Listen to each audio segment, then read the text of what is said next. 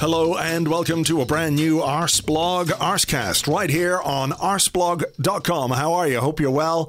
Hope all is good with you and yours. What a week it has been for Arsenal in that, like, nothing has happened. Last Friday we signed Ben White, and I think people were hoping that we might do a bit more business, at least maybe move a couple of players on in that time, but so far nothing has happened. Another week has gone by. It is Thursday at the time of recording. We are basically, exactly, literally 8 days away from the start of the new season. By the time you are listening to this, if you're listening on Friday, it is a week away.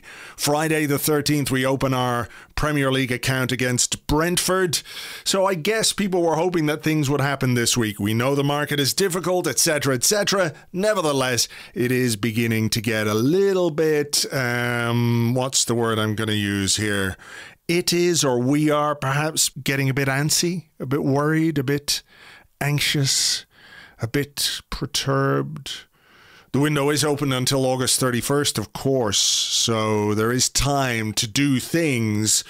But in terms of getting stuff ready for our first game of the season and then the subsequent games against Chelsea and Man City, time is marching on. So let's see what happens in this final week coming up. But look, as I said, it's been a really quiet week, so we're going to do something a little bit different with the podcast today. We are doing an episode called Statements. Now, if you're a Patreon member, you will know what this is about. We do these over on the Patreon, and it's a fairly regular feature. What it is a podcast where I have guests, or a guest. Usually it's just one guest on the Patreon, but we've got two guests today, and I put to them statements with which they have to either strongly agree, disagree, or strongly disagree. There is no fence sitting. There's no, I don't know about that one, or I have no strong opinion on this. They have to be one thing or the other. Strongly agree, disagree, or strongly disagree. The statements have been provided by our wonderful Patreon members over on the Discord. So thank you guys for those. We'll try and get through as many of them as we can between now and the end of the show. Before I introduce my guests, just a reminder that over on Patreon as well, we do have our Fantasy Football League. It is up and running.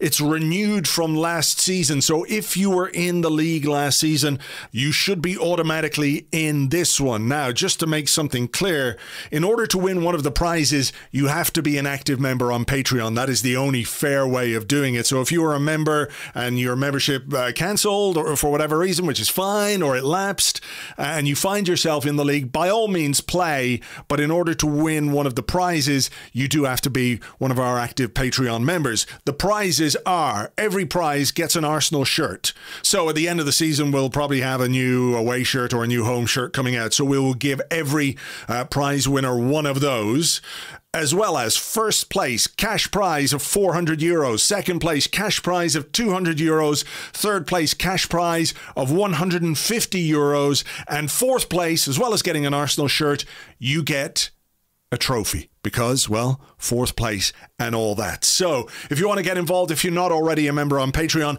patreon.com/Arseblog. Right, let's get on with the show and let's get on with the statements. My guests, first, you know him as the host of the Arsenal Vision podcast. You have already blocked him on Twitter at Yankee Gunner. It is Elliot Smith. Hello, Elliot. Hello, Andrew.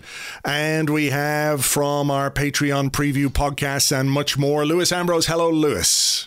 Hello, good afternoon. Right, so you guys are aware of the format of this. I am going to give statements to you that you either have to strongly agree, disagree, or strongly disagree with. Elliot, you'll be sad to know that there's no sitting on the fence whatsoever in this one. No, I don't knowing, no, I'm not sure about that. You've got to go big, or maybe not quite so big, but you've got to make a decision one way or the other. So I think that should be okay for you, right? I didn't even hear the middle options. I only heard strongly agree and strongly disagree. Those are the only ones I need to use. Those are the only ones I plan to use. Okay, well, look, before we get into the ones that have been sent in to us by our Patreon members on Discord, I have got one for you guys, and I'm going to give it to you, Lewis, first, because you're closest. You're closest to me, Ellie. You're furthest away, so you get to go second. That's just the way it works in these things. Makes tons of sense, Andrew. Perfect. All right, so, Lewis, a successful transfer window won't be dictated to by what we do between now and August 31st, instead by what happens next season. Agree. I think. Why? Well, I mean, well, it's, if we go and, maybe we're all really unhappy on the 31st of August. I can see it coming. I think you two can see it coming as well. And if we went and won the league, we'd all be delighted. So some of these things, we want to judge them immediately as soon as they've happened, I think. And I think that's fair and right as well. I think we're in a position where we can make some sort of judgment on the transfer window when the transfer window closes. But look, if they don't manage to sell Willian and we all go mad and then Willian scores 10 goals next season, then the transfer window suddenly doesn't look quite so bad. So, this is where I was thinking on this one, because I remember the summer of Don Raul. I think we all kind of got a little bit carried away with what we did in that transfer window, Elliot, and it was like, oh my God, we did this. We all weren't expecting Pepe. This is great. And in time, it turns out that, some of those deals didn't look quite as good as we thought they might have. So there is a sense that, you can maybe get a little bit carried away with what you do or feel a little bit underwhelmed by what you do. But essentially, the truth is what happens on the pitch. That is for sure true, and I'm going to strongly disagree nonetheless. And I'm going to do it for a very specific and annoying reason, a reason that has nothing to do with how we perform on the pitch, which is, I think what I've come to terms with about Arsenal is that you can always get lucky, but what Arsenal needs is consistently good process. Arsenal needs to improve its process. Our process in the transfer market, our process in squad building has been scattershot. It's been hit and miss, largely miss. There doesn't appear to be a clear prevailing ideology about how we want to build this squad for the future. And so I think if we only judge it based on results, then what we're basically saying is we're not interested in the process. Now, look, if you win the title and someone says, well, it doesn't count because the process was bad, that person is bad and dumb, and you should not listen to them. You should have your drink of choice and celebrate wildly. But I do think that there is some extent to which, like, let's say Willian had been okay last season. Would the Willian signing have still been, would it have been smart then? Like, I still don't think so. I think you have to have a sense of what good process is and then try to pursue it. So if Arsenal end this window, like, let's say, just we'll do reductio ad absurdum for a second here. Let's say in the last week of the window, Arsenal signed 3 35-year-old strikers for 50 million each, and then go on to finish 5th, and we play okay, and all those strikers do fine. Are you going to be like, well, actually, it turned out okay? No, because odds are that's going to bite us in the ass ultimately. That was bad process, and if we happen to get away with it, that's lucky. I think while, of course, I will celebrate wins, I will celebrate if we finish in the top 4, I will celebrate wildly when we win the title, with Willian as top scorer. I do think that we have to start to evaluate process and whether Arsenal seems to have a positive way of operating in the market. So for me, I think we can at least make some conclusions on that based on what we're looking at September 1st. I would say, though, by the way, I'm just going to... You guys, when I'm speaking, is there a wavy line? Because there isn't for me. Yeah, I've got the wavy line. You don't worry about it. Okay, so I just wanted to make sure that this wasn't fucking up before we actually get going. Sorry. I would just say, Elliot, that have we not signed... If we're judging the transfer window on the assumption that nothing else happens between now and the end of August, well, we've signed 2 21-year-olds and a 23-year-old so far this summer. So let me stop you for a second. The process is kind of there, right? Yeah, I'm not saying we've had a bad window. I'm saying I think we'll be able to judge it at the end of the window. I didn't say judge it badly. Sorry, I want to be clear. I'm not saying this is definitely a bad window. I'm saying I think at the end of the window, we should feel comfortable judging the process. The outcome will matter. Of course it matters. It's football. The outcome matters. But, I mean, I think we've seen so many examples of wanting to get excited because we're desperate for things to be good, and then we finish 6th, and then we finish 8th, and then we finish 8th. So, like, I do think we can judge the process. But, Lewis, to your point, there's a lot of things this summer where the process looks okay to me so far. I didn't mean we're doing a bad job. I meant I think we can make some judgments in September based on whether we think the process made sense, if that makes sense, which it probably doesn't. No, I get you. I think there are signs that in certain areas the process is good. I think we're going to have a few statements where perhaps there might, we might take some issue with that as to what's going on and what the market is dictating. But Elliot, here's one for you. It comes from Kid 8 on the Discord. He says, if Arsenal only sign James Maddison and a backup keeper, the window will be a success. So that's obviously on top of what we've already signed, which is Nuno Tavares, Albert Sambi Lokonga, and Ben White. I will strongly disagree because I don't want either of those players. I don't want James Maddison. I don't want Aaron Ramsdale. No, we didn't say Ramsdale. We said keeper. A backup keeper. Okay, so I will disagree. We have to get a keeper. I just hope it's not Ramsdale, and mainly because I think the outlay doesn't make sense. And I think we have a keeper who's fine for this season if that's what we need to do. So if we don't see the right keeper option this summer, punt the position down the road, get another Matty Ryan type guy to back him up, and find the keeper you want when that's available. Let me ask you this then, just before you continue with your disagreement. Would you, and I'm just playing devil's advocate here as the avuncular host of this show, would you say that if there are encouraging signs about the process or certainly the way that Arsenal appear to be building their squad in terms of the age profiles of the signings, whatever your reservations about Aaron Ramsdale as a player or value for money, it does fit in with that to an extent?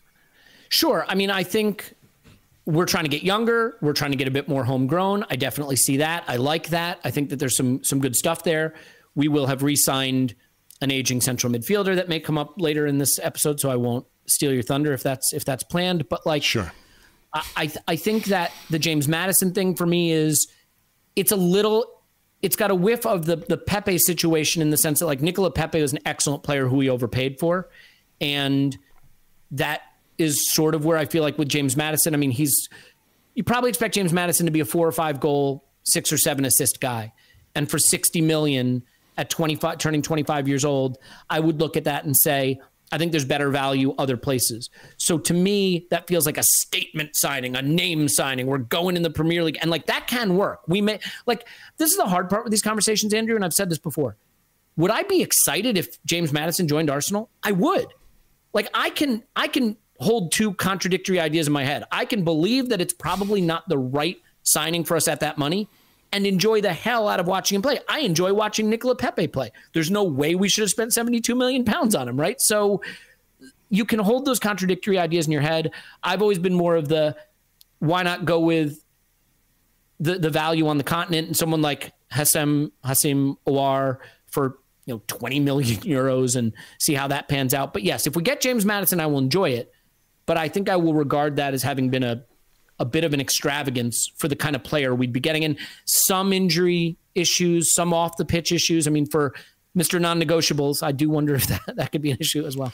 Lewis, any thoughts on that? Would it be a successful window if just between now and the 31st of August, the only further incomings were James Maddison and a backup goalkeeper, whoever that might be? Disagree. I think I'm with Elliot. I think when you talk about Maddison and the supposed fee that it will take to get him into the club, that's a hell of a lot of money. It feels like a real indulgence. And I think that's fine from time to time, but we've already really indulged in Ben White. And there's a player that I think could be great. He could be great. He could be our centre-back for the next 10 years now, signed at 23 years old. But we're not cash rich. We're not Liverpool, Liverpool aren't even going into the market like that, but we're not Manchester United, Manchester City, Chelsea. We do have to work a bit smarter than those clubs on the budget that we're on if we want to try and catch those clubs or compete or get close to competing with those clubs again. And yeah, I mean, we can't go and spend the market value of 70 million on the 70 million pound, if James Maddison even is that, attacking midfielder, and 50 million pounds on a centre back in the same window. I think if you do one of those deals and find a cheaper, younger, continental, whatever option for the other position, then that's fine. I think to do both of those deals, I think a few months from now, we'd all be sitting around looking at different players that moved in the summer for fractions of those values and saying like, wow, 120 million on those 2 players could have gone so much further. Yeah, I tend to agree with Maddison. There was another statement here from Freddie which says James Maddison is a red herring, and well, I'm not necessarily sure it's a red herring. I do wonder quite how serious the Arsenal interest is. It feels to me like Martin Odegaard is really the guy that they want, and to me, Maddison doesn't weaken Leicester sufficiently and strengthen us sufficiently for us to give Leicester £70 million or whatever it might be, whether it's £50 million plus a player or two players. I just don't see that that's sufficient benefit for us, particularly when we're going to be basically competing head to head with Leicester for a top 6 spot next season. So I would disagree with that as well when it comes to that particular statement. Okay. Whose turn is it? It's Lewis. Lewis, it is from Arsenal FCTX, who says Aubameyang will score more than 20 goals in all competitions. Disagree, because Arsenal are being linked with a striker. I don't know how often or where Pierre-Emerick Aubameyang is going to play next season. I think he'll have a better season than last season. I think there were signs when he was playing up front, especially of a better Aubameyang in the second half of last season. And we've seen it in pre-season. He's getting on the end of things. I think when he was really struggling in the first half of last season, he wasn't even getting any chances to miss. So that does encourage me a little bit. Arsenal are trying to sign a striker. It seems Arsenal haven't got rid yet of Alex Lacazette. So even if we don't sign a striker, there's someone else who can play centre forward. And we're not in Europe anymore. So that's 10, 15 games, potential games gone out the window. At his age, I don't know how often he'll even appear with the squad that we have. Lacazette, there's also Nketiah and Balogun. One of them at least will be around next season and have to get minutes in cup matches, if nothing else. So I imagine that he maybe will start, even if he stays fit all season, start between 30 and 35 Premier League games. And I don't see Aubameyang now necessarily being the player that will score 20 goals, and not in the way that we played last season. We didn't create the chances for him to score over 20 goals. So I think he'll be close to that mark, but I don't think he'll crack it. Elliot, just quickly on that one before I put another one in this sort of general topic of discussion to you. I'll just quickly strongly disagree. Aubameyang is a player I absolutely adore, love him, but the reality is I'm going to hit you with some expected goals here. His non-penalty expected goals the last 3 seasons in the league, 16.2, 14.3, and 9.1. He's going to be 32 years old, as Lewis rightly points out. We have the 38 Premier League games plus, let's say, just guessing 4 cup games. Let's just say cup ties. So an optimistic outlook, yeah. All right. Well, I mean, maybe there'll be 7. We go in the League Cup in the second round now as well, so there's an extra one. Yeah, all right. So there you go. He won't play in that. Assuming we get through. Yeah. So I think realistically, if he were to hit his best full Arsenal season of 16 or 17 expected goals, maybe he beats it and just about gets to 20. Maybe he hits it at 17. The odds say we're probably looking at a 15, 16 goal season, and especially at 32, I think expecting him to better any of the seasons he's had. He's had 22 goal seasons for us, but I think he vastly outperformed what was expected there. So yeah, it's not because I think he'll be terrible. I just think it's not particularly reasonable in terms of an expectation. Well, he is a striker that is perhaps more reliant than many on the service that he gets and the creativity that exists within the team. So if that is an issue that Arsenal can address and can improve, then it may augur well for him. But Elliot, here's one from Crujo, who says, we have a striker problem. Strongly agree. I don't know that we have it right now, but it's coming. Our strikers are 32 and 30, and then teenagers who have never played there. As a senior, right? So Balogun has played no senior football. Martinelli, some of us, myself included, think he could be a striker, but it's purely notional. And in between, we have nothing. It's Nicola Pepe maybe trying it. It's Martinelli maybe trying it, or it's a kid in Balogun who are saying, come up from U23 football and play for the first team. Assuming Nketiah goes, which I kind of think he will. But even if he doesn't, I don't think his future is at Arsenal. So if we keep Lacazette, which we probably will now, you're talking about 2 30-plus-year-old strikers carrying your whole season and no one behind them with any experience that we can say for sure will be a Premier League level striker. So I do think it's a position that I'd rather we solve sooner rather than later. I think somewhere between 18 and 19-year-olds and 30 and 32-year-olds, we need that 23, 24-year-old striker coming into prime. Otherwise, when Aubameyang and Lacazette age out or move out, I just don't see how you can say to Martinelli and Balogun, okay, it's all on you guys, go do it. I'd love to believe they'll get to that level, I would also love for them not to have the weight of the world on them to do it right away. So strongly agree that striker, if not an issue like day one of this season, it's not far off. Lewis, I mean, it does make sense, doesn't it, that given what Elliot has said and the age profiles of the players that we have in those positions, we have been linked with a couple of strikers who are 23, 24 years of age. Lautaro Martinez of Inter Milan, who is a possibility, we believe, but I guess it will all depend on what happens with Lukaku. If they sell Lukaku, they've got no need to sell Martinez, they could sell him, but they can hold on for a big fee. Tammy Abraham is the other player. Whether you like him, you don't like him, that's neither here nor there, but it's about the age profile of those strikers. So it is understandable why Arsenal are looking at that particular area. Particularly, I suppose, I think if Aubameyang was coming into this season off the back of another 25-goal season last year, it maybe wouldn't feel as pressing as it does right now. Yeah, I agree. I agree with all of that from both of you. I think there are really high hopes, obviously, for Balogun in particular, for Martinelli as well, who, yeah, as Elliot said, do we know if he's going to play out wide or up front going forward?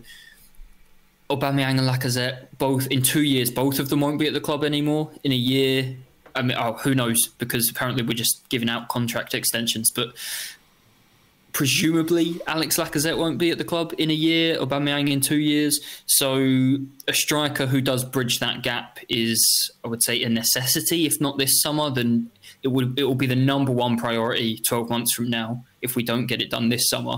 And I think people were maybe a little bit surprised. We've been linked with Lautaro Martinez and with Abraham, as you said, Andrew, because people see the numbers there, and then we do think as fans as well, we sort of look, but Balogun signed a new contract and we want him to get chances, so how is he going to get chances if there is all these other strikers in front of him?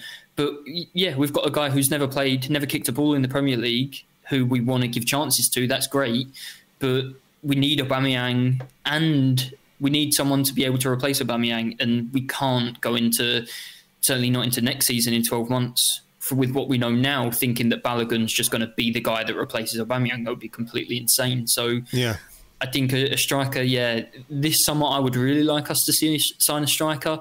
If we don't sign one, then next year it becomes absolutely the number one thing that we'd have to do. Do you feel like if we can't make that signing happen for whatever reason, like if we can't sell Lacazette, if there's no taker for Eddie Nketiah, it becomes very difficult to make room in the squad for a player, even if you want them, even if there is an opportunity? And I think this is where some of the stuff that's going on with regards to the transfer market right now is quite interesting, because there are, as the window goes on, opportunities will present themselves simply because of the way the market works. A player you don't necessarily think is going to be available, or, something happens at their club, he's available. But if you don't have room in your squad and you want to avoid bloat, it becomes extremely difficult to take those opportunities. So finding that balance between moving players on between now and the end of the window is going to be, a big job already, as we know, seeing as hardly anyone is left already. But, just sticking with you, Lewis, do you think we can get through this season with the strikers that we have? Do you think there are enough goals in those strikers? And is it fair for me to say that the responsibility lies entirely with them, given the team's creative issues last season? I think if we play well, if Saka, if Smith Rowe are fit all season, if Pepe is fit, I think those players chip in with goals, and I think we can get through and have a decent season with Aubameyang and with Lacazette. I don't think that onus should be on them. A, because other players have to chip in with goals, and B, simply we have two strikers, and Aubameyang in particular, as you guys have already said, we have two strikers who do rely on service. We don't have Robin van Persie or Thierry Henry anymore. It's not fair. You can't tell them, we need you to score 25 goals, but you're going to have to create them out of nothing, or 15 of them for yourselves. It's completely unrealistic. So yeah, I think there are enough goals in them if we set up well, if we play well, if Kieran Tierney stays fit and Smith Rowe and Saka stay fit and Pepe plays like he played the last couple of months of last season. I think there are goals in those strikers, and we can get those goals out of those two strikers.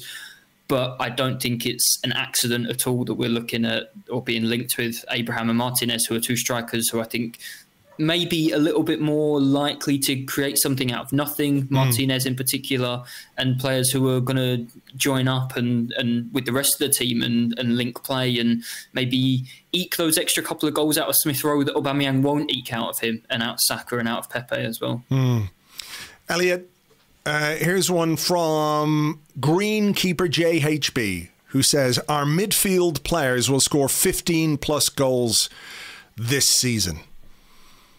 Now, it's a broad... Wait, what? Yeah, I know, it's an astonishing concept. Midfielders scoring goals? What is this craziness? Strongly disagree, and my reason is because logic. Okay. Let me human experience. Yeah, sure. Let me qualify it slightly. Our central midfield players, who we would assume are the central midfield players, Partey, Xhaka, Lokonga, Golatho El Neni, I know, Joe Willock, etc., etc. I mean, those guys maybe you would consider as your central midfield options. Whereas I think if you get Smith Rowe, do you consider Saka really a midfielder or a forward? What is he? If you throw those guys into the mix, if you bring in a central attacking midfielder, an Odegaard or somebody like that, then it makes it a little bit easier. So let's say we do. Let's say we bring in a Martin Odegaard. All of those midfield players together, count them together. Do they get 15 goals this season? So do I think if you call our forwards, our strikers, and our midfielders, will they get to 15 goals? No. Yeah, strongly. All right, I'm not going to put Saka in there. I'm not giving you that. Okay, I'm not going to put Pepe in there. I'm not going to put Saka in there. I'm not going to put Lacazette or Aubameyang in. If you want to put Smith Rowe in there, okay. Plus and other who we get in the market, okay. Okay. Do I think Smith Rowe could get to 6 or 7 goals? I do. Just so you know, by the way, Bukayo Saka is listed as a midfielder on the Arsenal website. So, you know, that's just to make the midfield core look less distressing. Oh, you think so? I think that's propaganda. It's just aesthetics, isn't it? Yeah, website aesthetics. Sorry about that. I should have realized. Do you regard him as a midfielder? I mean... Lewis, help me. Help Andrew, Bukayo Saka is a midfielder. Agree, strongly agree, disagree, or strongly disagree? There's a good one. I think he's an attacking midfielder. So maybe he could become that. That's not how we use him. He's a winger. Well, he's also a fucking left back. And he plays right back. Okay. And he is a left back and a right back and a winger. The one position we don't use him at is midfield. So it's like the one position he's not eligible. Look, let's say it this way. Sure. The question doesn't work if you let everybody in, right? If you use Smith Rowe and you use Saka and you use a Maddison or an Odegaard and you use the central midfielders, then yes, I strongly agree with it. They can get to 15. I strongly disagree otherwise. And I think that's because Smith Rowe is a guy. I could see Smith Rowe being a 10-goal scorer. I don't think he'll get there this season. I think 6 or 7 is reasonable. And I think Partey and Xhaka have, let's say, 2 goals between them this season. That'd be an improvement on last season. That sure would, yeah. I know. I'm just saying. I just thought you were going to go. They could maybe. I was thinking he's going to go say they might get 5 or 6 between them, and it's like 2. So that gets you to like 8 or 9, and then you still need like 6 or 7 goals more. I just don't know where they're coming from. I'd love it. I think Smith Rowe is our best path to it. I think Odegaard. I like Odegaard, but I think he's more of a linking player, a tempo quickening player, and an assist guy. I don't see him being more than a 3 or 4 goal guy at the most. So even with an Odegaard in, and even counting him and Smith Rowe, with Partey, Lokonga, Xhaka, I say strongly disagree. If we got to 12 or 13, though, that's totally plausible. Yeah.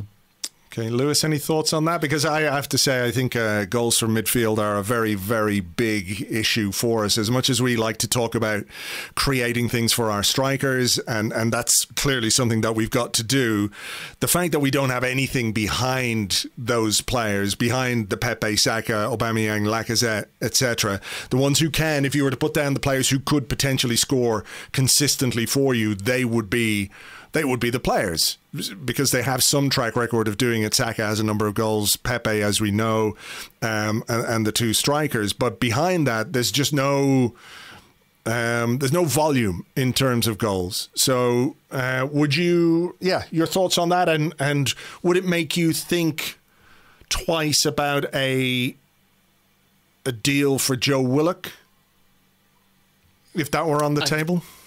I think this question is very different if we sign if we even sign either of them. But if we were to sign Odegaard or Maddison, I think the answer becomes quite different. I think Maddison can easily go and score 7 or 8 goals in a season. And Odegaard, as Elliot said, I think that's quite unlikely. And he's a player that's going to create chances more than get on the end of anything. Joe Willock, I mean, even if he stays and we keep him, is he going to play much? So I agree with you that I think he's a player that can add those goals from midfield. He breaks into the box really well. He just has that knack for the ball falling to him in the box, and it's obviously, you know, huge credit to him. People, I think, quite often talk about that as something you can't teach or you can't learn, or it's just sort of instinctive. I think it's a really, really important skill, and I think you've got to give him credit and say that's something that he has worked on and something that he understands about the game and reads the game really well. I don't think that happens quite so accidentally as people like to imagine. I would love to see Joe Willock stay and play a lot and score lots of goals for Arsenal. I think if he does stay, and if we were to turn down, you know, over 20 million, is he even going to play? And then can we turn down that money for a guy that's going to be playing 7 or 8 games from the start all season long? So that's probably not the question I'd ask when it's about keeping Joe Willock. The question for me is just how much is he going to play? We had this last summer with Ainsley Maitland-Niles, and we thought, yeah, 15 million, he's probably worth more than that. Let's keep him. And then he barely played all season and ended up going out on loan in January. And now we're all looking back, wishing probably now that we'll get a 15 million bid this summer. And I worry about Joe Willock following that same path if we don't sell him this summer now. Elliot, how much of what the decision that Arsenal will make on Joe Willock is dependent or influenced by what else happens? Like if Arsenal had brought in some money for Reece Nelson, some money for Maitland-Niles, some money for, I don't know who else, Willian or Bellerin or one of those guys, players that we want to leave. If there were some money in the bank right now, do you think that would have an influence on the decision that Arsenal would make, and should it make, or should it have an influence? On Joe Willock? Yeah. I mean, the problem is, like, when you talk about the club, the one thing you have to bear in mind is they just seem happy to do nothing. Like, I think one of the things that frustrates me is just the stasis, the willingness to not take the money from Maitland-Niles last summer and not loan Eddie Nketiah out despite not having use for him, and, you know, Nelson getting no minutes and not really sure what we're doing with these players now. And there is this sort of sense that we are entitled to fees that we can't seem to get from anybody. And if we don't get them, we should just keep the player. And I hear that a lot. People saying, well, if we don't get the fee we like, you think we should just sell them anyway? I mean, yeah, maybe. Because are they going to be worth more when they get 150 minutes this season, you know, and play U23 football? I mean, I guess you can loan them out and get a loan fee and kick the can down the road. And depends on the contract situation then, because a lot of these guys eventually will leave on a free, and then you're just getting whatever a tribunal gives you. But with Willock specifically, Andrew, like, here's the problem with Joe Willock. Joe Willock clearly has an elite skill for a midfielder of arriving in the box and scoring goals. His ball carrying into the box and his finishing is exceptional, and we need that. The problem with Joe Willock is I regard him as a sort of championship level passer. I don't think he can play central midfield. You cannot use Joe Willock at Arsenal in a 2, in the double pivot. If we play a 4-3-3, could he be a left or right 8 with a Smith Rowe or a Saka or someone? Maybe.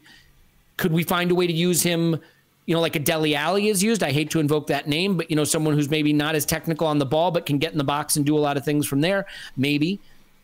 I agree with you that if we cleared out some of the other academy players, there's a place in the squad for him. But I worry about, too, is like, if Arsenal's had Joe Willock since he's a literal child, if we don't know who he is now and how to use him and have an accurate evaluation of him, what are we doing? This is the thing that I think worries me, is like, how do we not know what Eddie Nketiah is yet? How do we not know what Joe Willock is yet? We've had them since they were children. At some point, we should know better than anybody else. And so if we have not been able to find a good use for Joe Willock to this point, I don't have a lot of confidence in us finding a good way to use Joe Willock going forward. Of all of these guys, he's probably the one that I think you'd keep because he has the most interesting skill set that's worth something to us. But I have a really hard time believing we will find a way to deploy that. Yeah. And I'd be curious how you guys would do it. Like, how would you use Joe Willock at Arsenal? Because I don't think you can use him in the 2 in a 4-2-3-1. So I'm kind of curious. Is he someone who comes in and replaces Smith Rowe on 70 minutes? Yeah, I think there's a super sub role there for him in some sense, and I think until such time as we were to sign another attacking midfield player, that's something I would be keen for us to hold on to, simply because that element of I hate to use the word chaos, I think it could be really useful. Unpredictability, something that we don't have a great deal of under Mikel Arteta, in fairness, because of the way he operates, the way he coaches his team, the structures with which he likes to operate. His players are well drilled. How effective those drills are is another question. But as somebody who can actually come in and make a difference, if we're sitting here now, on the eve of a new season, perhaps a little in the, a touch of ennui because there's El Neni's still there. We could have a Xhaka El Neni start to the new season, which would be hugely underwhelming for all kinds of reasons that we don't need to go into.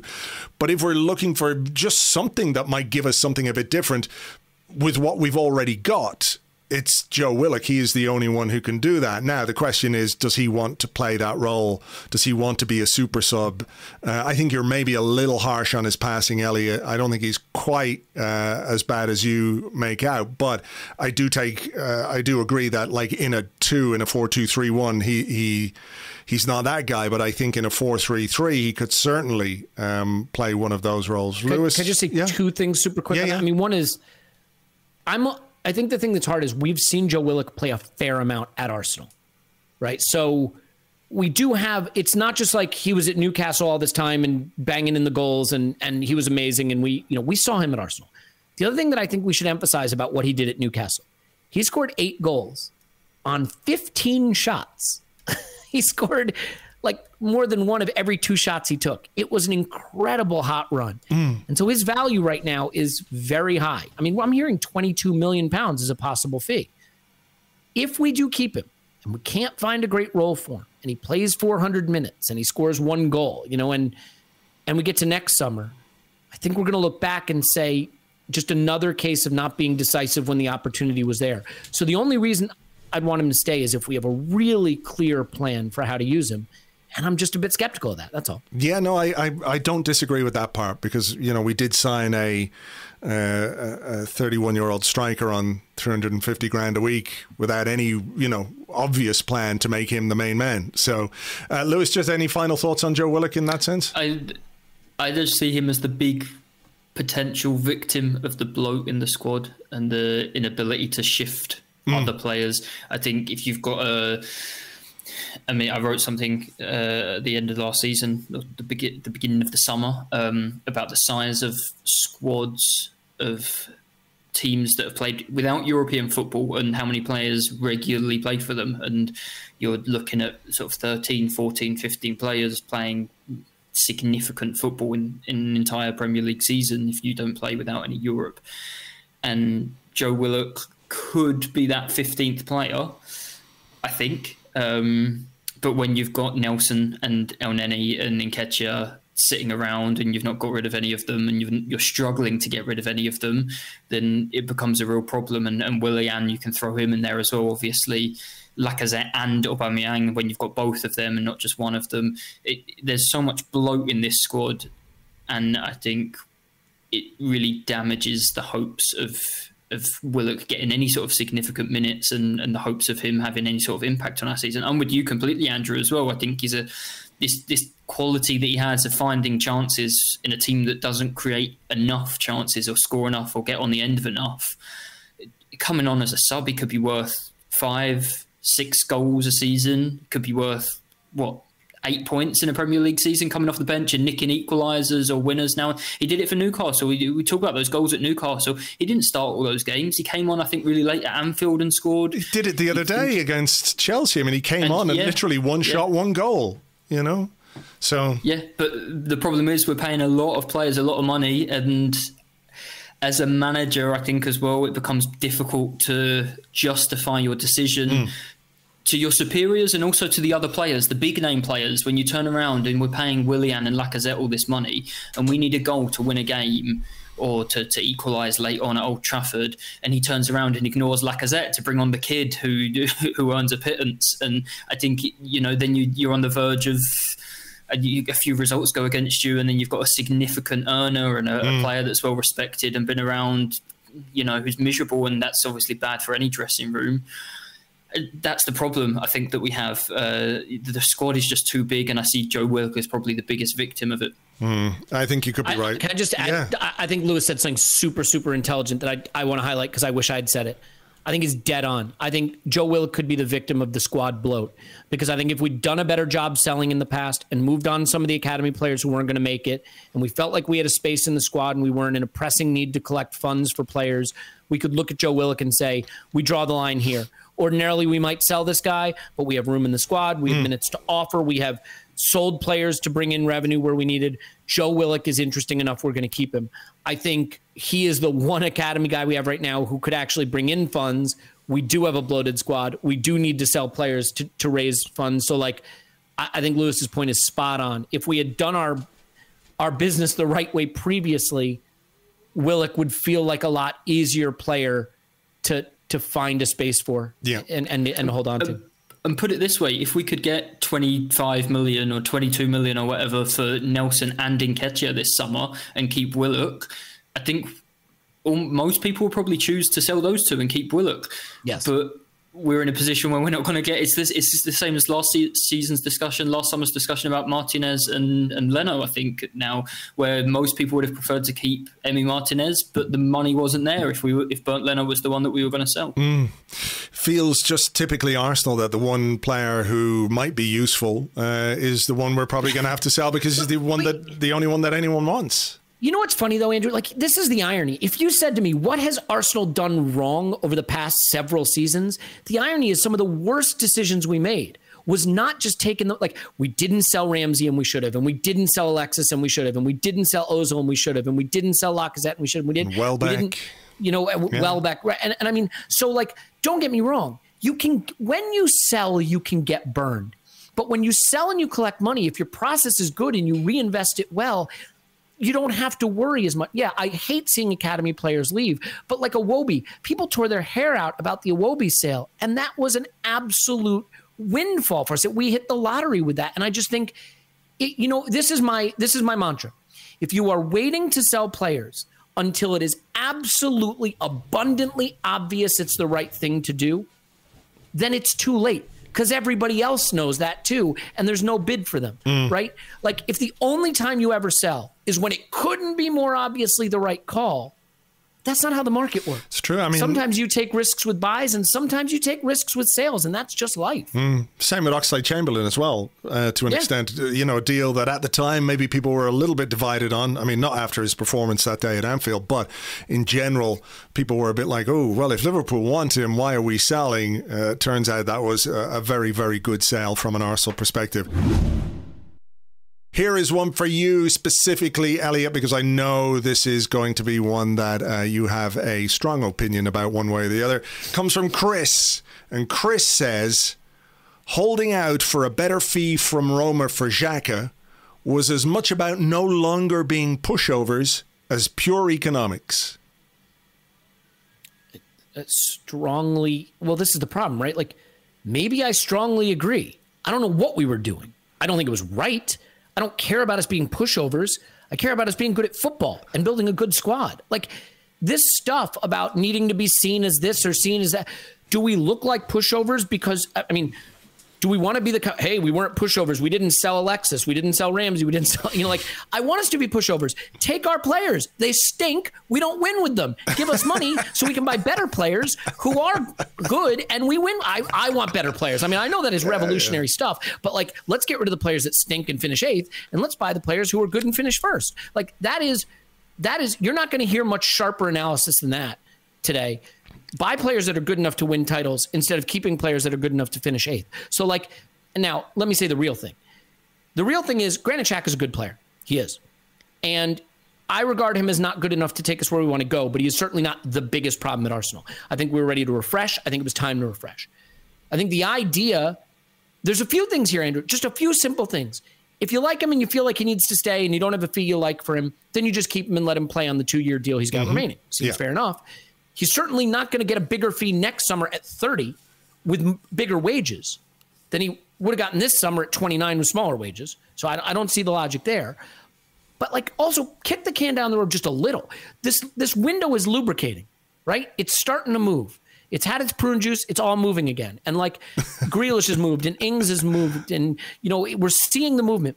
If you want to give Shaq a new deal, give it to him September 1st. But like, see what happens. Maybe, just maybe, Roma blink and come back with 20 million. And there's a midfielder you didn't expect to be available who's thrown it. Like the Ozil deal happened, like deadline day? Just wait. I don't think you need to give him a deal. I don't think you need to give him a deal now. And I think at some level, if the market's really depressed, getting a lower fee for Xhaka than you want lets you reinvest it in that depressed market to buy players who also may be cheaper than they would ordinarily be. So, you know, I don't know. The whole move just to me reeks of like not having a process, because I don't know why we did it. Andrew, I don't know why we did it. I'm with you. I don't understand it either. I think you're right to say we could have waited at least till the end of the window. We could have waited until this time next year to decide what we're going to do with him and what he might want to do and all the rest. But I mean, Lewis, are we overcomplicating this in terms of, you know, as we sit here and think, well, why did they do that? Well, isn't there a really easy answer? Because they wanted to. Like Mikel Arteta, they like the player. I think there is a very big disconnection between our perception, our external perception / experience of Granit Xhaka and the internal one at Arsenal. I think there is. I think there is something, there's a chasm between what we think and what we think as fans, because we've had him for 5 years. We were all ready to move on. We were ready to see, you know, not so much where he would go, but who we were going to get to replace him. Because when he leaves, you have to replace him. You can't just sort of say, well, it's all yours now, Mohamed El Neni, he's gone. You know, you sell a player like Xhaka, who is fundamental and who's important to the manager.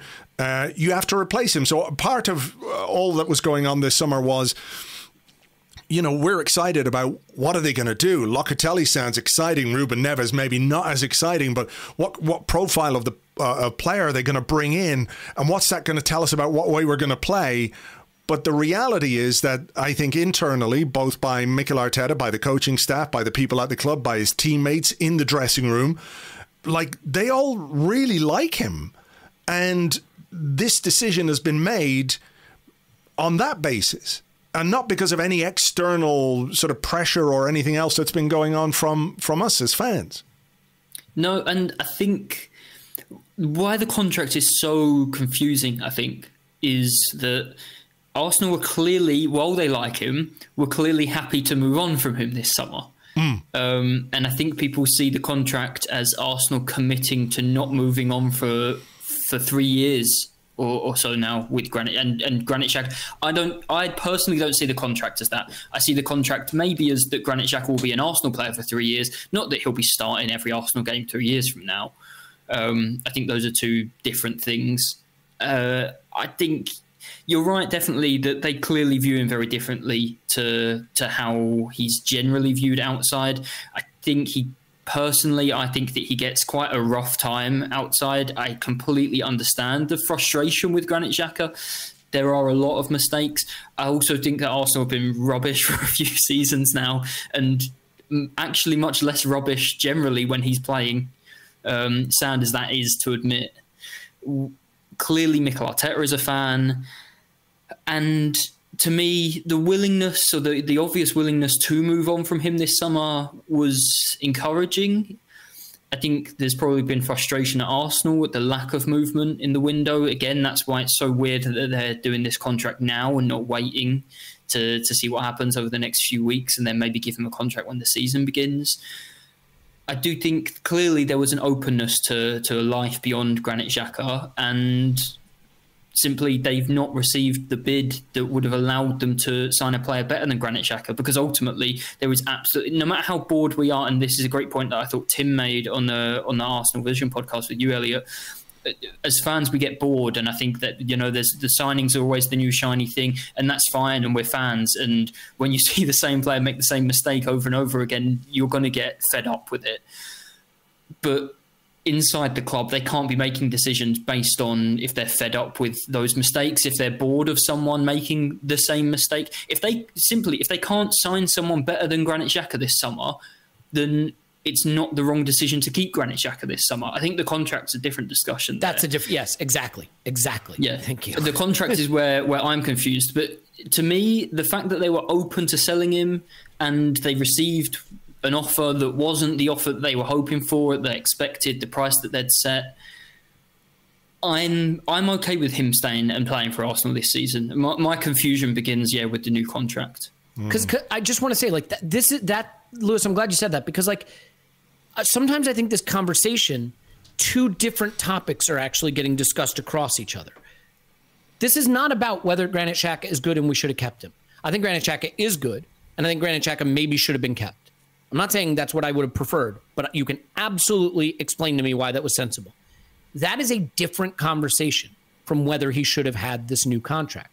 And I guess all I would say is envision in your mind 2 seasons from now, Granit Xhaka plays this season on $100,000 a week. He plays the next season on $100,000 a week. We shake his hand, thank him for his service, and moves on. Or he plays this season and next season on $130,000 a week. And then the season after that, he's here on $130,000 a week. And then potentially the season after that, he's here on $130,000 a week. And whether that's better for Arsenal.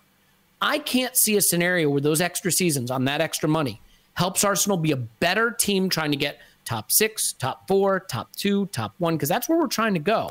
Do you think that money is, do you think that money is really an issue? Because the money side of things only becomes an issue if it becomes prohibitive to you moving the player on. And I think if you've made an investment in a 28, nearly 29-year-old player of a new contract, it doesn't suggest you're looking for resale value, right? So certainly the Ozil contract situation, that was a millstone around our neck because, it just all went completely wrong, and there was no way we could move him on. And that money at $350,000 a week was ridiculous. You couldn't get anyone to take him on that money without subsidizing it, which in the end is what we did.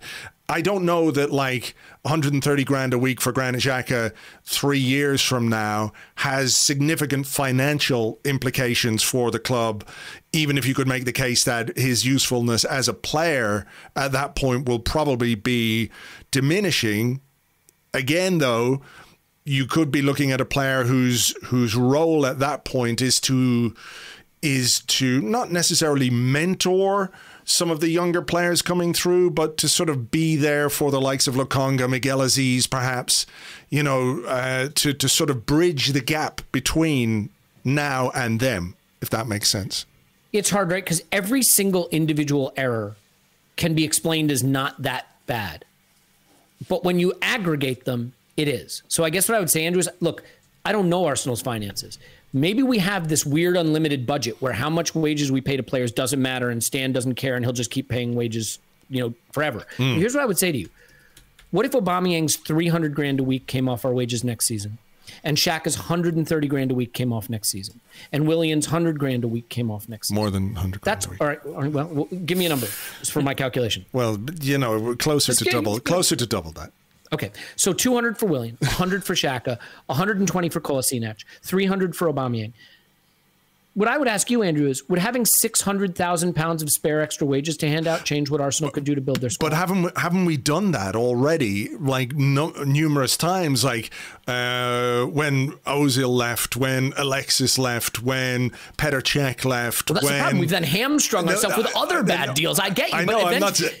having made mistakes in the past isn't a good argument for making them again in the future, though. I guess what I'm trying to say is, Granit Xhaka is $130,000 a week. Let's say you have a final year of this deal where he's not great. We don't really use him, and let's call it, Americans would call it dead money, right? It's a player who you're paying their contract, but you're not getting a good contribution from them.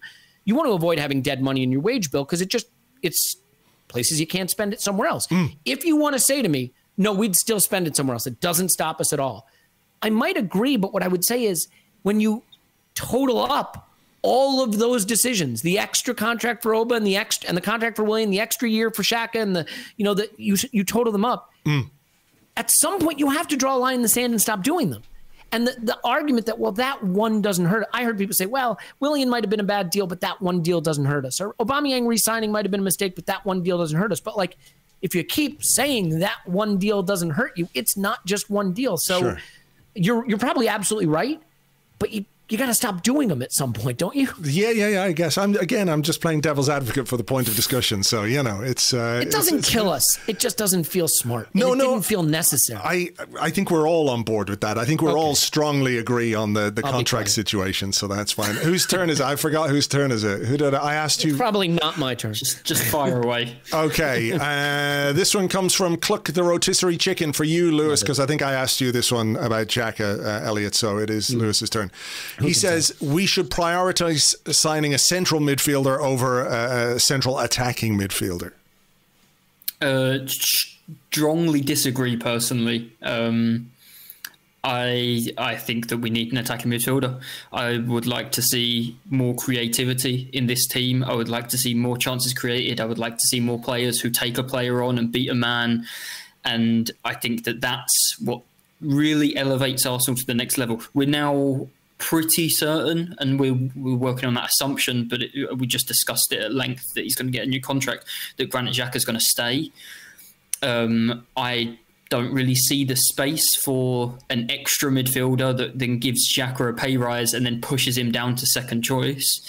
I'm more than happy. Yeah, more than happy. I'd have liked another midfielder. I'd have liked to, as we've already discussed, move on from Xhaka this summer. But now that Xhaka is staying, I've come to terms with, let's say, we go into the season and Xhaka, Partey and Lokonga are the three main central midfielders. I think personally, from the little that I've seen and the people that I've talked to or read articles from that have watched more of Lokonga, I think we don't maybe appreciate how ready he is already to play for Arsenal. It obviously went pear-shaped in the end, but a couple of seasons ago, Matteo Guendouzi came in and played a lot of football. I think with much less experience as well, yeah. Yeah, and I think we maybe sometimes overestimate a little bit. We're not talking about Lokonga coming and playing 38 games, right? I think we overestimate how big the jump is from captaining Anderlecht to playing 15 games for Arsenal or 10 games from Arsenal from the start. So I'm personally all right with that midfield situation. I think we've got the midfielders. If we sign the right attacking midfielder instead of a central midfielder, I think we have more of a setup to play a 4-3-3 as well. And then you don't need necessarily in some games Xhaka and Partey, just one of them, or just Lokonga, and you can play, sort of a Maddison and Smith Rowe as the other two midfielders, or Maddison and Saka with Partey behind, that sort of thing, in a lot of our, let's call them easier home games, the games where we're going to dominate the ball and the team's just going to sit back. I just think that, I've liked Smith Rowe playing from the left last season as well. I think the left is a position that, for me, I would like to see, like you two, Aubameyang play centre forward, and then the left becomes a position with question marks over it. I think if you do sign a different attacking midfielder, then that's a position Smith Rowe can play and play well on a fairly regular basis. That's how we saw him and Ødegaard play together last season after we signed him and when he was fit. So yeah, I think the attacking midfield position now that Xhaka's staying is the one for me that can really help us improve on what we were last season and pick up more points and also just give us more options. Yeah, I have to say I would strongly disagree with that contention as well. I think the attacking midfield signing is more important than a central midfield signing. Elliot, for all the reasons that Lewis has said as well. So Elliot, any difference of opinion on that? I think central midfield has arguably been the biggest problem at Arsenal over the past several years. Can I ask you a question? Sorry. Mm-hmm. Would it be fair to say that if we were looking for a central midfielder to come in and be, what's the word that does the rounds, transformative, right? Is it fair to say that player could be Thomas Partey? Well, or should be Thomas Partey. Fit and it should have been and it should be.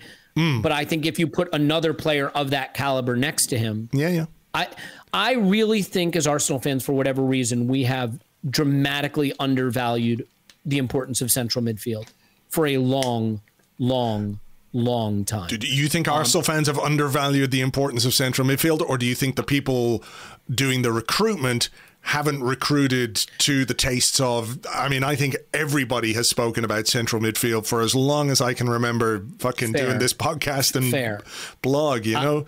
We're just one DM away, et cetera, et cetera.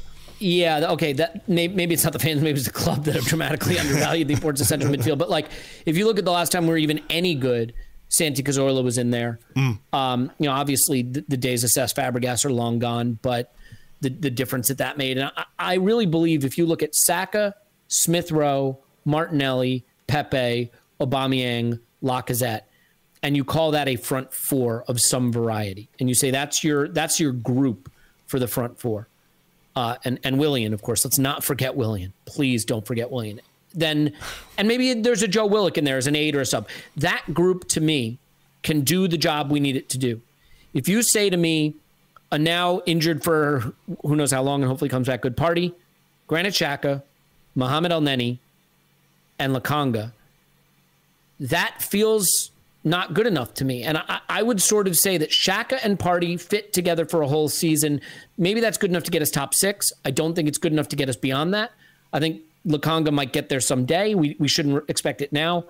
I think if we brought in a truly elite central midfielder to play alongside Thomas Partey this season, that raises this ceiling and the near future ceiling more than bringing in a James Maddison or a Martin Odegaard. Because, and this is the reason, if you're able to keep Smith Rowe fit, I rate him so highly that I think he can do the job we'd want Maddison or Odegaard to do.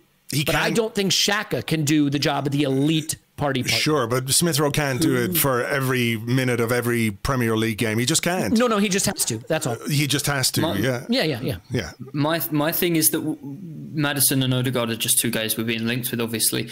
Aouar is another one that we chased last summer, and for whatever reason now don't seem to be signing him this summer when he's available for half the price. But I think there are guys that we can sign that can play really well as an attacking midfielder. I don't think we can. When you say an elite central midfielder, I don't think there is one. I don't think Arsenal can go out and buy a certified 100% will guarantee. You know, like Thomas Partey was last summer, should I say? Because last season he didn't really do that. We did sign that transformative midfielder, and we were far from transformed. You know, that great... we were talking for years about the season when we went from 8th to 8th. So I do think a midfielder would, you know, if we could sign a game-changing midfielder, that would be enormous. But I don't think it's plausible that Arsenal could sign one this summer. I don't even know where I would begin with the list of names. All I want, Lewis, is a 23-year-old who's as good and talented and multifaceted as Santi Cazorla and never gets injured. So just buy that. Vieira Cazorla hybrid. Okay. Perfect. Should be easy to find. They're 10 a penny, I think, you know. Lewis, no, is it Lewis or is it? I've lost track of who it is. Sadly, it's my turn now. It's your turn. Okay. Oh, boy. Okay, here's this one. Sonny Cool says, Mikel Arteta should be sacked if Arsenal don't finish in the top 6 this season. What about last season? Just kidding. I'm just kidding. I agree, but not strongly agree, only in this sense. You just can't make that decision absent some other information. Like the context. I hate to have to use context, but I'm going to. In the sense that, like, if we go out and we score a bunch of goals and play pretty football and get some critical injuries down the stretch, and we were pushing for top 4 until April, and we crater at the end of the season because Aubameyang and Smith Rowe and Saka all get injured, then no, you'd say he had us right there for top 4. We were playing great football. We got really unlucky. The squad couldn't support the injuries we had. No, you don't sack him for that. If we finish 7th with roughly the 7th expected goal difference in an attack that doesn't look vastly improved, and we never really look like we're pushing those top 4 teams at all, in a season where he didn't have anything else to fight for but the Premier League, then at what point do you judge a manager? I'm sorry, it'll be his 3rd season, not his 3rd full season, but yes, he has to show significant, this is his squad now, he's making his squad decisions, he's handing out the contracts to his guys, he has 6 days between games to prepare them the way he wants to play, to find his system, to pick a starting 11. If he's still playing a different 11 every single week and a different system every single week, and it doesn't click, and we score 45 goals or 50 goals, and the football doesn't sizzle and the results aren't there, then yes, he should be sacked. Not because I'm some outrageous, like, fire-breathing dragon, even if I am that, but because managers get judged on their results. Like, I know that's harsh, but that's actually what happens and what's supposed to happen. And, like, Frank Lampard is the greatest legend in Chelsea history, which is hilarious, but, like, he got sacked and Tuchel came in and won the Champions League. And I'm not saying, by the way, that their situation's remotely similar to ours, because it's not. What I'm saying is, if this isn't about results and performances, then I don't know what it's about. Is it just about being a nice club that lets managers come and see how they can make out? If that's the case, when do I get my turn? So, yeah, like, and I would not finish top 6 either, by the way. But so you get my point, right? Which is, can't wait for the attack is better and the football's good and we have a push for top 4, but circumstances work against us and we finish 7th through some calamity. Yeah, I'll judge it on that context. But no, if we're roughly the 7th best team in the way we play and the performances we have, and there's no established 11 and there's no clear system, then no, there's no reason to just keep sticking with it. But I can save you the suspense. We will just keep sticking with it. So, Lewis, any thoughts on that? Is there any point, now that Elliot's just told us how it all ends? Is there any point is actually the title of the podcast that we do. It's an nihilism podcast. I have no idea what would have inspired you, of all people, to set that up. No, I think, yeah, the thing that context question, that thing that takes Elliot from strongly agree to agree, probably takes me from agree to disagree. If you ask me if an injury-free Arsenal deservedly finished outside the top 6, should Mikel Arteta be sacked? I would say yes. I think if Arsenal avoid that sort of bad luck, and you never know, I mean, we all saw, I think, Wesley Fofana last night for Leicester, like, they completely, an idiot from the other team being an idiot can completely derail your season just like that. And we've been the victims of that before.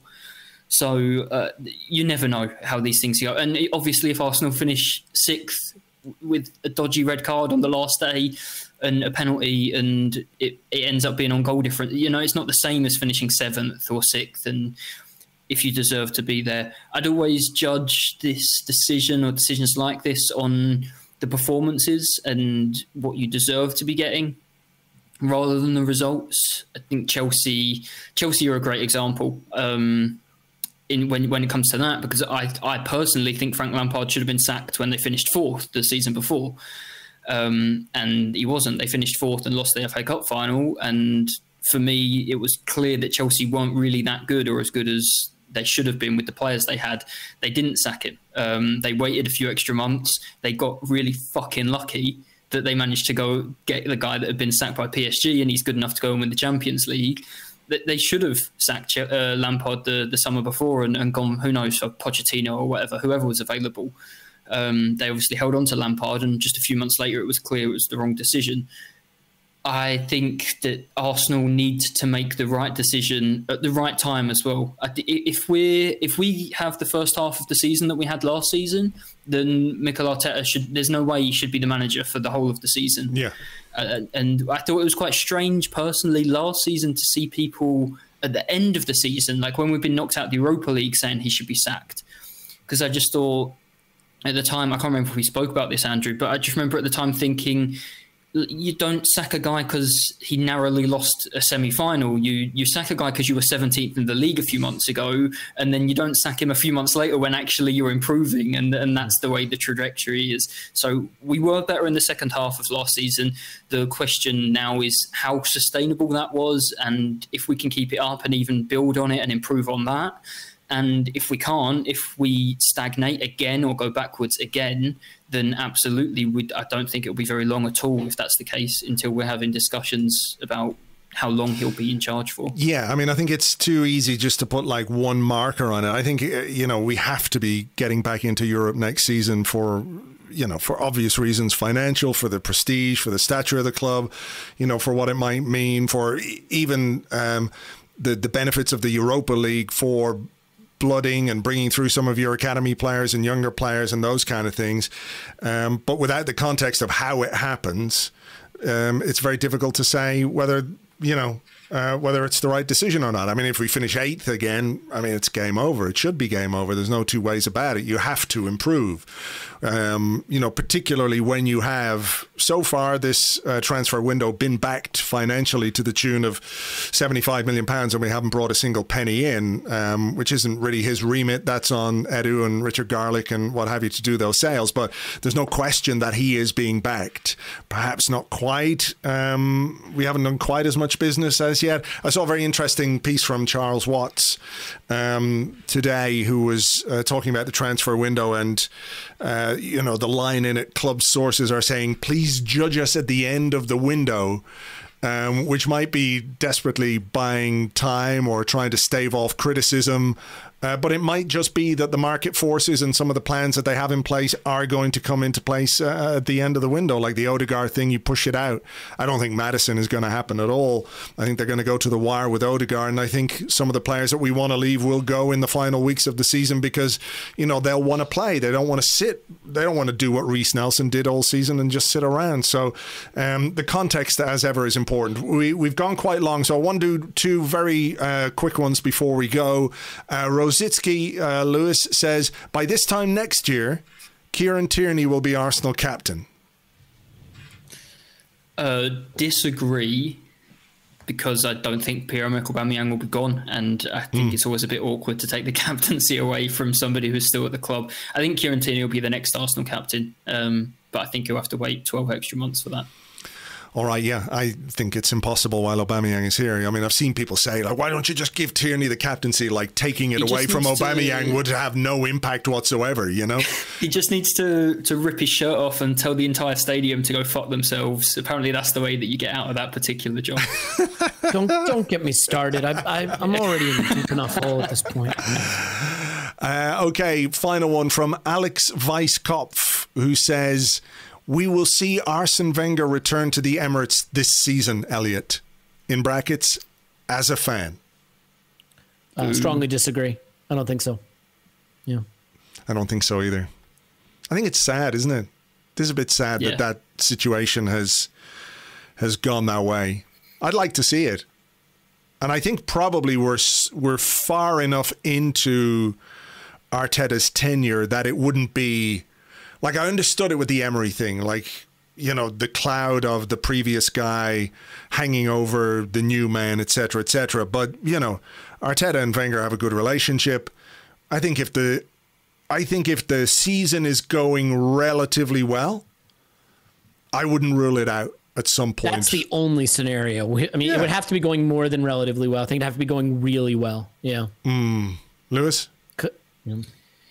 No, I mainly, my main thought on it is I agree how sad it is. I think for all parties, the Arsene Wenger isn't involved heavily in Arsenal anymore, I would say, even personally. And the fact that he's not even at the stadium regularly, the fact he hasn't been back yet is a real surprise. I never would have expected that. Yeah, you did get a sense. I think there's just a lot of hurt on his part, the way that everything ended, I imagine, and that's certainly what's come across.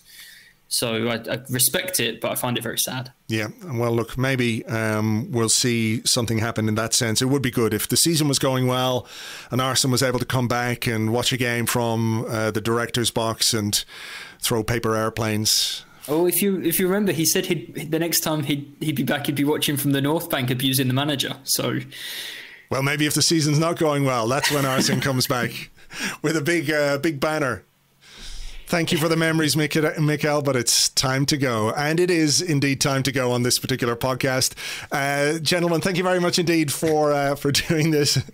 If you can't see Elliot at this point, he has got his head in his hands. He looks exhausted, and he does have a plastic dart stuck to his head.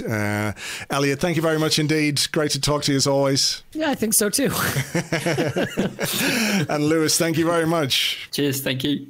Thank you very much indeed to Elliot. You can find him on Twitter at Yankee Gunner, and of course he is the host of the Arsenal Vision podcast. Lewis is on Twitter at LG Ambrose, and of course he will be with us all season long doing the Premier League preview podcast over on Patreon. And because we don't have European football, we're probably going to do FA Cup preview podcast as and when the FA Cup kicks in January, and if we go some distance in the EFL Cup, the Carabao Cup, whatever it's called, we'll probably preview a couple of those games too, depending on how far we get. Next week on the site, we'll start to ramp up the hashtag content ahead of the new season. We'll have podcasts, we'll have the Premier League preview post, which is an annual tradition, of course, on Arseblog.com. And yeah, this time next week, we will be on the verge, the cusp of a new season. I was going to say the eve. It's not the eve because we're playing on Friday night.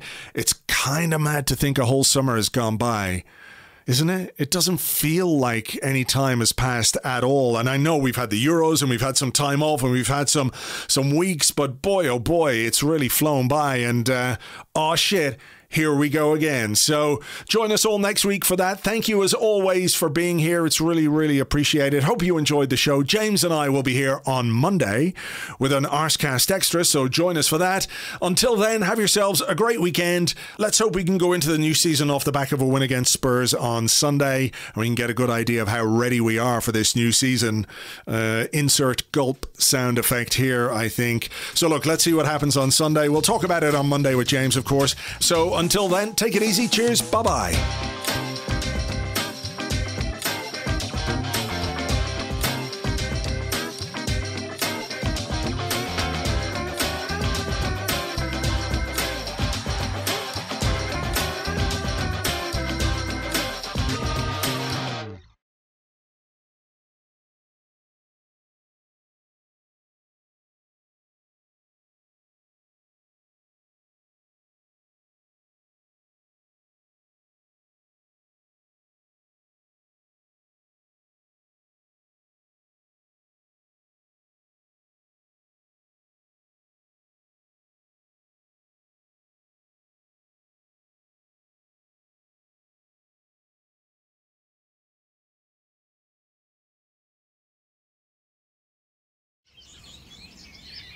Oh, I remember that year well. Of course, it was the most difficult market that anybody had ever seen. God, you couldn't sell anything at all. It was hard going. I remember one day going down with my bags full of produce and nobody wanted a single thing. I said, "Do you want this Eddie here?" And they said, "No." I said, "I've got this Willie, and sure, it's got a few miles on the clock, but it still goes quite well." God, they wouldn't even look me in the eye. "Anyone for this, Cedric?" says I, and I thought there was a guy coming towards me, but it turns out he was having a slash behind the back of the barn and a bee stung him on the top of his knob. "Does anybody want a hectare?" I cried. "What's that?" said Mikey O'Shaughnessy. "You're selling a tractor?" "No," I said, "a hectare." "I couldn't be doing with any of that old nonsense," he said. "Sure, you'd bring him home and he'd have the cabbage patch empty with all his munching of vegetables and that." In the end, I couldn't shift a single one, so, what can you do? Put them in a sack, few rocks, and fuck them in the river. People said it was humane.